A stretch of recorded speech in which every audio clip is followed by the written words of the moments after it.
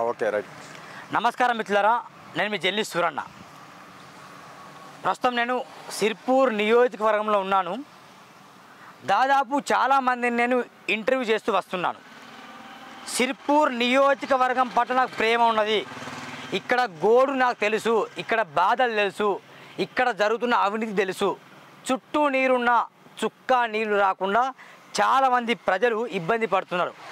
రాజకీయాలలో చాలామంది రావాలని ఉన్నప్పటికీ కూడా యువత రావడానికి ఆసక్తి చూపడం లేదు. దానికి కారణం కూడా తెలుసు. అందులో భాగంగానే నవ యువకుడు, మంచి చైతన్యం కలిగిన యువకుడు, తెలంగాణ ఉద్యమంలో కీలకంగా పాత్ర వహించిన ఉద్యమకారుడు కుకూడ్కర్ రమేష్ గారు నేను ఈరోజు మీ ముందుకు పరిచయం చేయబోతున్నాను. అన్న ప్లీజ్ రమేష్ అన్న, వెల్కమ్ అన్న. రమేష్ గారి గురించి చెప్పాలంటే తెలంగాణ ఉద్యమాల్లో నిలబడిన తెలంగాణ ఉద్యమాల్లో క్రియాశీలంగా పనిచేసిండు. అంత మాత్రమే కాకుండా జెడ్పీటీసీగా అంటే చింతల మానేపల్లి మండలం కొత్తగా ఏర్పాటైనప్పుడు జెడ్పీటీసీగా పోటీ చేసిండు. కొన్ని ఓట్లు కూడా వచ్చాయి. ముఖ్యంగా ఓటుకు నోటు ఇవ్వడు. ఇస్తారా ఇయ్యారన్నా? లేదన్నా. ఇచ్చినావా? మరి లేదన్నా. ఇవ్వనా చెప్పి మళ్ళీ ఇచ్చేది పోతాయి నాది. లేదన్నా, సొంతగా మేము మాకు పార్టీ టికెట్ ఇవ్వకపోతే కుండ గుర్తు తీసుకొని పెట్టినాము. మేము ఎక్కడ డబ్బులు వంచింది అనేది ఏం లేదు. కానీ ఆ పెద్ద నాయకులకు ఎంత వచ్చినాయి, మాకు కూడా అన్ని ఓట్లు వచ్చినాయి అన్న. ఇంట్రొడక్షన్ చెప్తూ నేను మధ్యలో ఎందుకు ఆపినంటే, మరి నిజంగా ఓటు నోటు ఇస్తే కనుక నా ఇచ్చేది పోతుంది, అట్లా ఉండదని చెప్పేసి అడగడం జరిగింది. ముఖ్యంగా అన్నగారితో మాట ముచ్చట చేస్తున్నాం. దయచేసి స్కిప్ కాకుండా ఈ వీడియో మొత్తం వినండి. సిర్పూర్లో కావచ్చు, తెలంగాణ రాష్ట్రంలో కావచ్చు జరిగిన అన్యాయం ఏంటి అని మేము క్రియాశీలకంగా క్లుప్తంగా వర్ణించబోతున్నాం. అన్న నమస్కారం. అన్న నమస్తేనే అన్న. నమస్కారం. బాగున్నా? అయిందా? లంచ్ అయిందా? అయిపోయింది అన్న. కుకూడ్కర్ రమేష్ జెడ్పీటీసీగా పోటీ చేసినప్పుడు ఎన్ని ఓట్లు వచ్చినాయి అన్న?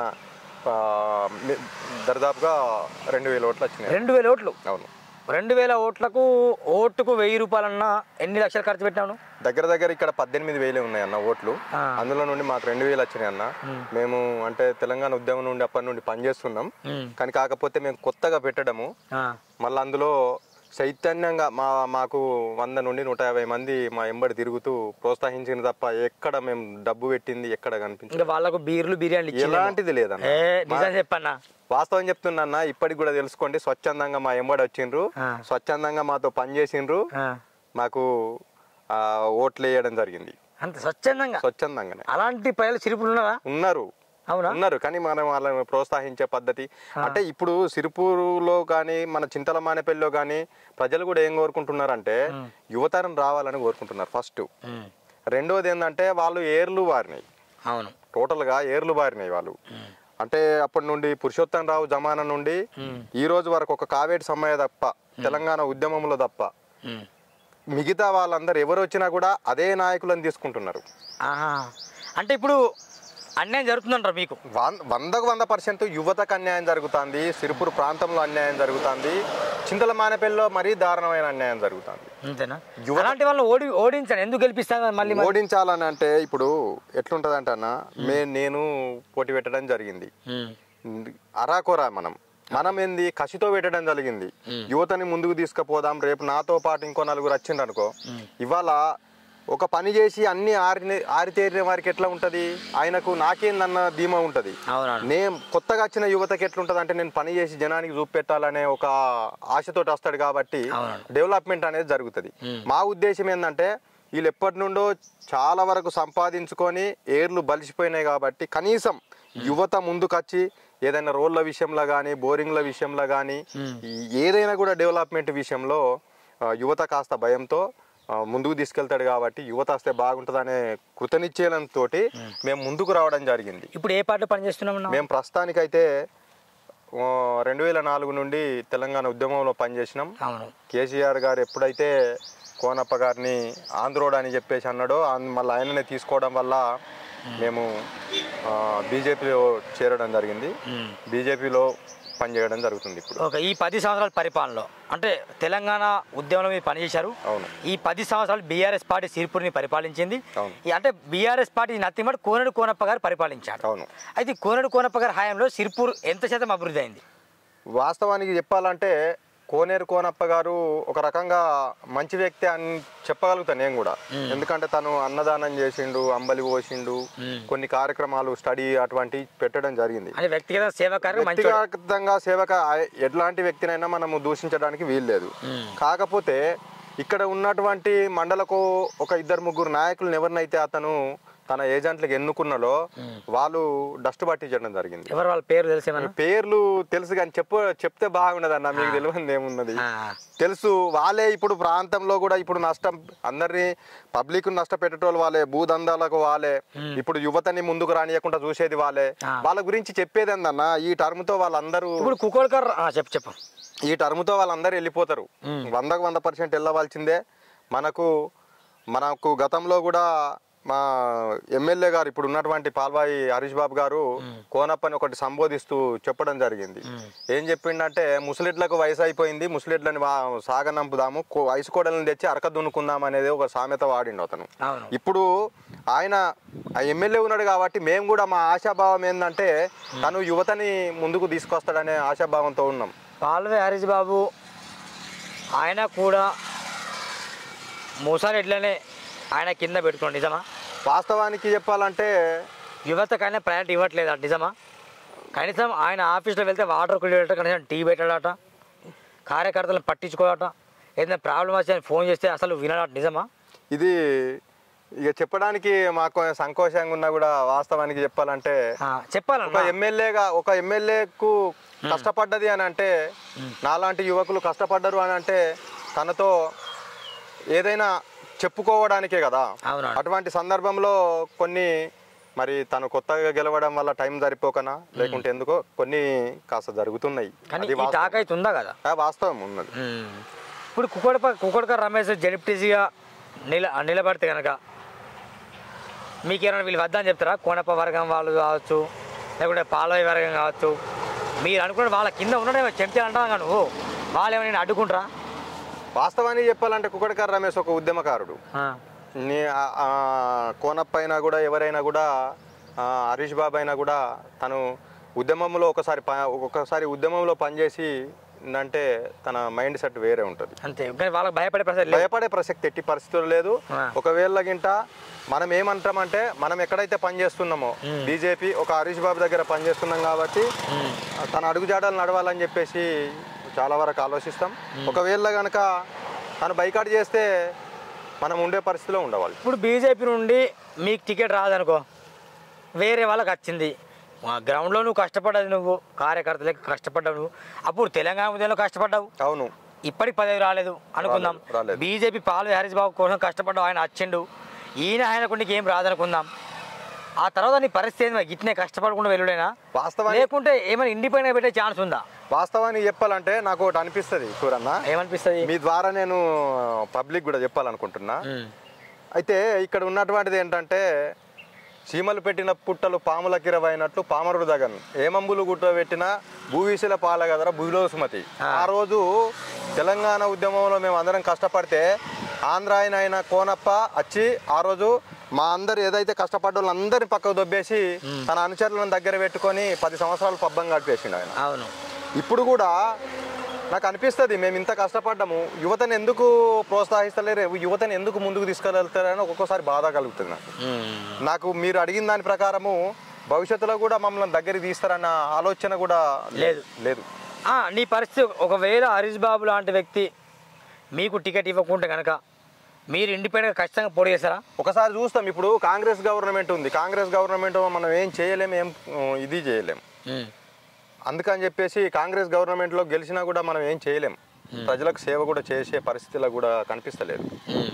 అందుకని చెప్పేసి ఆలోచిస్తాం, అంతే. ఆలోచించవలసిన పరిస్థితులు ఉంటాయి. ఆలోచించి మరి మన పై నాయకుల నిర్ణయం కావచ్చు, మన ప్రజల నిర్ణయం, ఒకవేళ ప్రజలు కనుక యువత కనుక ఖచ్చితంగా పెట్టవలసిందే అని చెప్పేసి అంటే మాత్రం ఖచ్చితంగా తప్పకుండా పెట్టే ప్రయత్నం చేస్తాం. ఇంకో కొన్ని ప్రశ్నలు వేయాలి. ఏంటంటే సిరిపూర్లో చుట్టూ నీరుంది, ప్రాణహిత చేవెళ్ళ కావచ్చు. అవును. కానీ మా ఉమ్మడి ఆదిలాబాద్ జిల్లాలకు ముఖ్యంగా చింతల మానపల్లి కౌటాల మండలాల మీదుగా ఈ ప్రాణహిత చేవెళ్ళ వెళ్తుంది ప్రస్తుతం. అవును. ఇక రైతుల గోస ఎట్లున్నది మరి?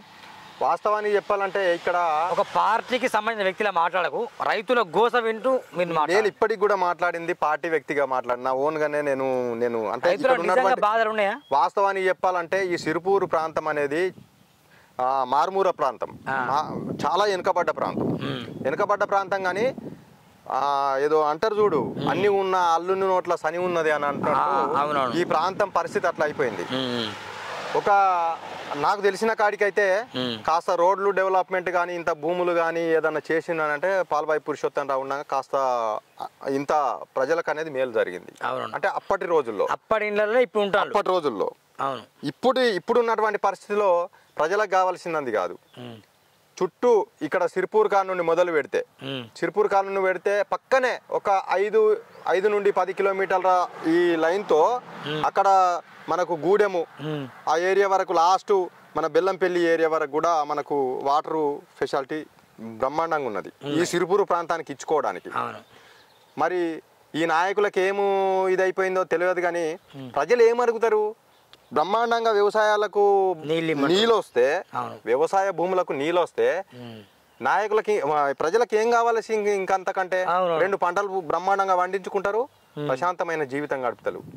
మరి నాయకులే మరి సిర్పూరు ప్రజల మీద కక్ష కట్టిండ్రా, లేకపోతే ఈ సిర్పూరు ప్రజల దౌర్భాగ్య పరిస్థితి తెలియదు కానీ ఈ పక్కనే మినిమం ఒక 5 కిలోమీటర్లు, ఒక్కొక్క 10 కిలోమీటర్లు, ఒక్కొక్క 5 కిలోమీటర్లు ఇట్లా వస్తా ఉంటుంది. చుట్టూ నీరుండగా చుక్క లేదు, చుక్క నీళ్ళు లేదు. మరి అందులో భాగంగానే ఇక్కడ నుండి మొదలుకొంటే 14 లిఫ్ట్ ఇరిగేషన్లు ఆ రోజు వైఎస్ రాజశేఖర రెడ్డి హయాంలో కావేడి సమ్మయ్య గారు ఉద్యమంలో ఉన్నప్పటికీ కూడా ప్రజలకందరికి నీళ్ళు ఇవ్వాలనే భావనతో లిఫ్ట్ ఇరిగేషన్లు తీయడం జరిగింది. ఇక్కడ పార్టీ దగ్గర ఒక లిఫ్ట్ ఇరిగేషన్ తప్ప అన్ని లిఫ్ట్ ఇరిగేషన్లు ఫెయిల్ అయిపోయినాయి. మరి కనీసం ఆ లిఫ్ట్ ఇరిగేషన్లను పట్టించుకునే నాయకుడు కూడా లేరు. ఈ సిర్పూర్ ప్రాంతానికి మంచి నాయకత్వం కావాలి. ఈ సిర్పూర్ ప్రాంతానికి ఈ ప్రజలకు నీళ్ళిచ్చే అటువంటి నాయకుడు కావాలి. డబ్బులు ఇచ్చే నాయకుడు వద్దు, నీళ్ళు ఇచ్చే అటువంటిది. మళ్ళీ ఇంకో విషయం ఏంటంటే ఉంగరాలు ఇచ్చే నాయకుడు వద్దా, ఎలాంటి నాయకుడు వద్దు, నీళ్ళు ఇచ్చే నాయకుడు కావాలి. ఇంకో విషయం ఏంటంటే ఇక్కడ యువత కూడా ఈరోజు నీళ్ళు రావడం వల్ల తను ఇంతో అంతో సంపాదించుకుంటూ మంచి చదువులు చదివి మంచి పొజిషన్లో వెళ్ళగలుగుతాడు. కానీ కాకపోతే ఇక్కడ ఉన్నటువంటి వ్యవస్థ ఈ నీళ్ళు లేకపోవడం వల్ల, ఒకటే పంట పండడం వల్ల ఇక్కడ ఏదైనా యువత ముందుకెళ్ళడానికి కూడా అంత ఇదిగా ఉన్నది. కాబట్టి ఇక్కడ నీళ్ళు ఇచ్చి రైతులను ఆదుకోవాలి, ఉపాధి అవకాశాలు కల్పించి, విద్యా అవకాశాలు కల్పించి విద్యార్థులను, యువతని ఆదుకోవాలి. మరి ఇక్కడ కొన్ని ప్రాంతాలలో ఇప్పటికీ రోడ్లు లేవు. ఆ దిమ్దా ప్రాంతం ఉన్నది, దిమ్దా ప్రాంతంలో ఇప్పటికి ఒకతను చనిపోయిండు. మరి ఆ గూడె ప్రాంతంలో ఉన్నది. అలాంటి రోడ్లను అన్నిటిని కూడా ఎక్కడైనా కూడా మారుమూల ప్రాంతాలలో రోడ్ సౌకర్యం బాగుంటేనే మనం అభివృద్ధి చెందినట్టు. మళ్ళా మనకు ఏదైతే మన కడుపు నింపుకుంటామో, మన కడుపు ఆనందంగా ఎప్పుడైతే నిండుతుందో అప్పుడు రైతు బాగున్నట్టు. అంతే. ఇటువంటి పరిస్థితులు ఉన్నాయి. కాబట్టి ఇప్పటికైనా కూడా ఇక్కడ ఉన్నటువంటి నాయకులు ఈ ప్రాంతాన్ని కొంచెం ఆలోచించి నీరు, ప్రతి ఎకరానికి నీళ్ళు ఇప్పించే ఏం లేదన్నా. మీరు ఒక్కటి చెప్పండి అన్న సూరన్న, మీరు ఒకసారి మమ్మల్ని కూడా అవసరం పడితే ఎక్కడన్నా పెద్ద మీటింగ్లో కూడా మీరు ఇది చేయండి. మేము ఇక్కడ నుండి కూడా రావడానికి సిద్ధంగా ఉన్నాం. ఎక్కడన్నా ఇక్కడ 5 కిలోమీటర్లే ఉంది, 5 కిలోమీటర్లు అక్కడ ఒక లిఫ్ట్ ఇరిగేషన్ వారేసినా కూడా వాటర్ వస్తాయి. అంటే ఈ 5 కిలోమీటర్ దూరం ఉందంటే అక్కడ సిర్పూర్ మొదలుకుంటే గూడెం దిమ్దా వరకు ఉంది కదా, దిమ్దా వరకు పక్కనే. అంటే ఈ నాయకులు ఖచ్చితంగా విఫలమైనట్టేనా? 100కు 100% ఆ రోజు నుండి ఈ రోజు వరకు కూడా అందరు నాయకులు విఫలమైనట్టే. బల్ల గుద్దినట్టు చెప్తున్నా నేను కూడా. మాకు కావాల్సింది సిర్పూర్ ప్రాంతానికి నీళ్లు, యువతకు ఉపాధి అవకాశాలు, మంచి రోడ్ సౌకర్యాలు, మంచి ఎడ్యుకేషన్, రోడ్ సౌకర్యాలు మేము కోరుకునేది ఇదే. ఇది లేదు, ఇంకా ఏం చేసింది ఏముంది? ఓటుకు నోటు బాగా ఇస్తారు కదా అందరు. మరి బీజేపీ అయినా, కాంగ్రెస్ అయినా, బీఆర్ఎస్ అయినా, ఇక ఓటుకు నోటు అనే విషయంలో ఇక పబ్లిక్ గురించి మనం ఏం చెప్తామన్నా. ఇప్పుడు ఏ నాయకుడైనా ఓటుకు నోటు పంచిండంటే తను డెవలప్మెంట్ చేసే అవకాశాలు ఉండవు. అది పబ్లిక్ కూడా ఆలోచించాలి. ఓటుకు నోటు తీసుకోవడం కరెక్ట్ కాదనేది పబ్లిక్ ఆలోచించాలి. మరి పబ్లిక్ సేవ చేయాలనే ఆలోచన అన్న. ఇంకో విషయం ఏంటంటే ఇప్పుడు ఓటుకు నోటు ఇస్తున్నారు, 1000 రూపాయలు ఇచ్చినా కూడా ఓటేయరు మనస్ఫూర్తిగా అయి ఉంటాయి. ఈ రోజు కనుక ఈ నీళ్ళని కనుక మా చేనులకు మళ్ళిస్తే ప్రతి ఏరియా నుండి ప్రమాణం చేసి ఓట్లు వేయడానికి సిద్ధంగా ఉన్నాం. రైతులు వాళ్ళకి వాళ్ళే ఇస్తారు. 100% అవసరం పడితే వాళ్ళకే రిటర్న్ ఇచ్చి మేము ఓట్లు వేయడానికి ముందుకెళ్తాం. ఇప్పుడు కొన్ని విషయాలు అడగాలి. మళ్ళీ ఏంటంటే ఒక్కొక్క మాట చెప్పండి. ఒక్కొక్క రాజకీయ నాయకుడి గురించి నేను అడుగుతా, మీరు జస్ట్ 10 సెకండ్లు మాత్రం చెప్పండి. ఓకే ఓకే ఓకే అండి. ముఖ్యంగా కోనేరు కోనప్ప ఇలాంటి వ్యక్తి జస్ట్ 10 సెకండ్లే. కోనేరు కోనప్ప మంచి వ్యక్తి. మంచి వ్యక్తి అంటే ఎట్లా? అంటే మంచి వ్యక్తి అంటున్నాం, మళ్ళీ అభివృద్ధి లేదంటే ఎట్లా మరి? అంటే ఈ విషయంలో అభివృద్ధి చేయలే, కొన్ని విషయాలలో నేను చెప్పిన కదా, కొంచెం సేవా విషయంలో మాత్రం ఒక రకంగా మంచి. పాల్వాయి హరీష్ బాబు కూడా వ్యక్తిగతంగా మంచి వ్యక్తే. రవి శ్రీనివాస్ కూడా ఇక ఏం చెప్పాలన్నా, కాకపోతే తను ఎప్పుడు అధికారంలోకి రాలేదు, మరి ఏం చేయలే కాబట్టి. ప్రస్తుతానికి దండవిటల్ గురించి ఏం చెప్పాలన్నా, ఇప్పుడు టీఆర్ఎస్లో గెలిచింది తను, ఇప్పుడు కాంగ్రెస్కి వచ్చిండు. వీళ్ళ పరిస్థితి ఏంటంటే ఎక్కడ గెలిచినా మేమే అన్నట్టు కాదు. వాస్తవానికి చెప్పాలంటే మా దగ్గర ఒక రోడ్ ఉంటుంది అన్న, ఇక్కడ కేసలపూర్ రోడ్, బాలాజీ అనుకోడ టు కేసలపూర్ రోడ్ అనేది ఉంటుంది. మేము ఏం చెప్పినామంటే ఎమ్మెల్యే గారి దగ్గర పోయి మాకు వర్షాకాలం వస్తే బురద వస్తుంది, కాస్త బురద పోవాలంటే మాకు ఒక 5 లక్షలు శాంక్షన్ చేయించినాం అనుకో, ఇంత గ్రావెల్ వేసుకొని మేము ఆడికి చేన్లకి వెళ్ళగలుగుతాము. ఈ ఊరు మొత్తం అటే వెళ్తుంది, గంగపూర్ నుండి కూడా అటే వస్తారు. ఇటువంటి పరిస్థితి ఉన్నది కాబట్టి చేయాలని చెప్తే ఎమ్మెల్యే గారు సరే పర్వాలేదని చెప్పేసి చెప్పడం జరిగింది. చెప్పిన తర్వాత ఈ మన దండవిట్టలు గారు తన ఖాతాలోకి తీసుకున్నానట ఆ రోడ్ని తీసుకొని, మరి ఆ నాయకులు ఎవరు చేసినో మాకు కూడా తెలియదు. ప్యాజ్ వర్క్ కింద 2 లక్షల వరకు వస్తే 10 ట్రిప్పుల మురిమేసి అది చేసేసిండ్రు. మేము మొన్న ఎమ్మెల్యే గారి బాబాయ్ వాళ్ళకి కలిసి మరి ఈ రోడ్డు మాకు ఇట్లున్నది పరిస్థితి ఏంటంటే డి గారికి ఫోన్ చేయండి అడుగు అని అంటే డి గారితో మేము మాట్లాడడం జరిగింది. ఈ గారితో మాట్లాడితే వారు ఏమన్నారంటే ఈ సంవత్సరానికి ఆల్రెడీ వర్క్ అయిపోయింది, వచ్చే సంవత్సరం పెట్టుకోండి, ఇప్పుడైతే కలవదని చెప్పిండు. అంటే ఇప్పుడు దండవిట్టల్ గారి వల్లనే జరిగింది కదా. వాస్తవానికి ఆయన టీఆర్ఎస్లో ఉన్నాడు, కాంగ్రెస్కి వచ్చిండు. మరి ఇట్లాంటివి చేయడం వల్ల ఇప్పుడు దండవిట్టల్ గారు తప్పు కాదు, కింది స్థాయి నాయకులకు ఎవరికైతే వర్క్ ఇస్తున్నారో వాళ్ళ తప్పు. అందుకే దండవిట్టల్ గారికి కూడా మేము ఒక మాట చెప్తున్నాం, అధికారం ఎక్కడుండి అక్కడ ఉండే అటువంటి నాయకులే వీళ్ళందరూ. మీరు కూడా దయచేసి ప్రజల మనసు ఎట్లున్నది, ప్రజలు ఏం చెప్తారు అనేది మీరు ఆలోచించి వాళ్ళ నిర్ణయాలకు అనుకూలంగా పనిచేస్తే బాగుంటుందని చెప్పేసి కోరుకుంటాను. ఓకే, అంతేనా? ఇంకేమైనా చెప్తావా? సిరిపూర్ ప్రజలకు ఇంకేమైనా చెప్తావా? సూరన్న ఏం చెప్పాలన్నా, మీరు మీ ద్వారా మీ ఛానల్ ద్వారా మేము పరిచయం చేస్తున్నారు. మా ప్రాంతం సిరిపూర్ అభివృద్ధి చెందాలనే ఆశ నీకు బాగుందా? 100% ఏ నాయకుడైనా కానీ మాకు నీళ్ళు ఇచ్చేటువంటి నాయకుడు కావాలి, విద్యార్థులకు మంచి విద్యనిచ్చే నాయకుడు కావాలి, మరి యువతకు మంచి ఉపాధి కల్పించే నాయకుడు కావాలి, అందరినీ యువతని ప్రోత్సహించే నాయకుడు కావాలి, మరి మారుమూల ప్రాంతాలైన ఏ ప్రాంతమైనా కూడా రోడ్డు సౌకర్యాలు వేసే నాయకుడు కావాలి. అలాంటి నాయకత్వం కావాలని చెప్పేసి కోరుకుంటున్నాం, రావాలి కూడా, వస్తే బాగుంటుందని. చింతలమాంపల్లిలో నువ్వు జెడ్పీ పోటీ చేస్తున్నావు. అవును, మొత్తం పోటీ చేస్తున్నావు. అవును, చేస్తున్నాం. నీకు పోటీగా ఉమామహేష్ చేస్తాడో మరి ఎవరు తెలియదు. ఎట్లుంటుంది మీ యుద్ధం? మరి యుద్ధం ఎట్లుంటుంది అంటే ఆయన యువకుడేగా, ఎవరైనా మంచిదేనా? మా యువకులలో నేను ఇప్పటికి కూడా స్పష్టం చేస్తున్నా మీకోటి, నేను చెప్పాలనుకున్నది చెప్తున్నా. ఉమామహేష్ పెట్టినా ఇంకో యువకుడు పెట్టినా కూడా నేను యువతకే సపోర్ట్ చేస్తాను. అంతే, అంటే యువత రావాలని కానీ అంతే. నా కాన్స్టిట్యూన్సీ ఒక్కటే, ఎవరు వచ్చినా కూడా యువత రావాలనేది నా ఆకాంక్ష. మరి డుబ్బుల నానే ఉన్నారు, డుబ్బుల శ్రీదేవి, అవును, వీరున్నారు, వీళ్ళకి ఏమైనా సపోర్ట్ ఉంటుంది? నేను నా వాస్తవానికి చెప్పాలంటే సపోర్ట్ అనేది ఏం లేదు, యువతకే ఉంటుంది. నాకు యువతకే 100% ఆ రోజు కూడా చేయలేదు, మేము ఈ రోజు కూడా చేయము, యువతకే ఉంటుంది ఖచ్చితంగా. 100% యువతకే చేస్తాం. ఇదండి ముఖ్యంగా సూరన్న చెప్పిన విధానం కూడా, కుకుల్కర్ రమేష్ చెప్పిన విధానం ఒకటే. చట్టసభల్లో, పార్లమెంట్లో, అసెంబ్లీలో ప్రశ్నించే గొంతులుగా యువత వెళ్ళాలనే కాన్సెప్ట్. ఖచ్చితంగా ఆయన ఎవరిని విమర్శలేదు, కానీ సిర్పూర్కి చుట్టూ నీరున్న చుక్క నీరు లేదు, 5 కిలోమీటర్ దూరమే దగ్గర. కానీ మా ప్రాంతంలో మంచి విద్య కావాలి, మంచి వైద్యం కావాలి, రైతులకు నీళ్ళు అందించాలి, 2 పంటలు పండించుకోవాలి. ఎవరైతే అలాంటి నాయకులు ఇక్కడ పుడతారో, ఎవరైతే అలాంటి నాయకులు మా కోసం వస్తారో వాళ్ళకే మా ఓట్ బ్యాంక్ ఉంటుందని చెప్పడం జరిగింది. ముఖ్యంగా కుకుల్కర్ రమేష్ అన్న, మీకు 2000 ఓట్లు వచ్చినాయి గతంలోనే. అవును, జెడ్పీ చేసినప్పుడు. అవును, ఇప్పుడు 2000 ఓట్లు అంటే నథింగ్ బట్ వాస్తవానికి చాలా మంచి ఓట్లే. భవిష్యత్తులో కూడా ఇంకేంటి చెప్తున్నా 18,000 అన్న ఉన్నది ఓట్లు. 18 ఓట్లకి వెళ్ళి 18,000 2 ఓట్లు వచ్చినాయి. అంటే బడా నేతలు నేతలు తనకు 2 ఓట్లు వచ్చినాయంటే తన మీద నమ్మకంతో ఓటుకు నోటు ఇవ్వకుండా అదే అప్పుడే 10-20 లక్షలు ఖర్చు పెడితే ఇప్పటికైనా జడ్పీటీసీ అయి ఉండేవాడు ఎప్పుడు. కానీ అది నచ్చక ఓటుకు నోటు ఇవ్వకుండా నేను గెలవాలి, నా ప్రజల్ని గెలిపించాలనే ఉద్దేశంతో రాజకీయాల్లో వస్తున్నాడు. కాబట్టి ఖచ్చితంగా ఇలాంటి యువకుల్ని ఆదరించిన మిత్రులారా, పోటీ చేసినప్పుడు ఎవరికన్నా ఇవ్వండి. ఆయనకు ధీటుగా ఉమామహేష్ పోటీ చేస్తే ఉమామహేష్కైనా ఇతనికి అనివ్వండి. యువతగా ఎవరైతే పోటీ చేస్తారో, లేదు వీళ్ళిద్దరికంటే బలమైన ఐడియా ఉంటే డబ్బు అనేది ఉండనుకో ఆయనకు ఓటేయండి.